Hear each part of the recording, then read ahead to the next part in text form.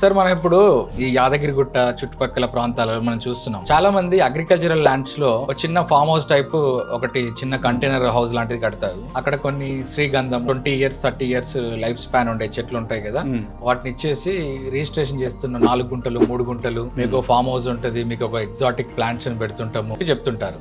ఇది మీరు చెప్పిన కేటగిరీకి వస్తుంది.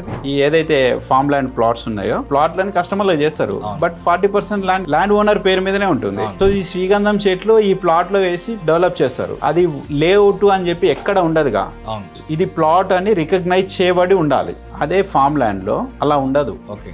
సో ఆ ల్యాండ్ రేపన్నాడు మీ పిల్లలో నా పిల్లలో వస్తారు, వాళ్ళ రికార్డ్స్ ప్రకారమే పోతారు. రికార్డ్స్ లో ఏముంటుంది, ఇది ఒక వ్యవసాయ భూమి. వ్యవసాయ భూమిలో ఈ పార్ట్ ఏమో మీ పేరు మీద ఉంటుంది, నా పిల్లల దగ్గరే ఉంటుంది ప్లాట్ పార్ట్ ఉంటుంది, మీ పిల్లల దగ్గర ఏముంటుంది రోడ్స్ పార్ట్ ఉంటుంది. రెండు వ్యవసాయ భూములే. అవును. ఇది నేను దున్నుకుంటా, అది నువ్వు దున్నుకో. అవును, అంతే కదా. అంతే. కానీ దీనికి సొల్యూషన్ ఏంటి అంటే ప్లాట్ తో పాటు రోడ్డును కూడా మన పేరు మీద రిజిస్ట్రేషన్ చేయించుకోవాలి. మనం ఎండ్ ఆఫ్ ద డే ఎవరైతే డెవలపర్ ఉన్నారో ఆయన పేరు మీద 1 సెంటు భూమి కూడా ఉండకూడదు.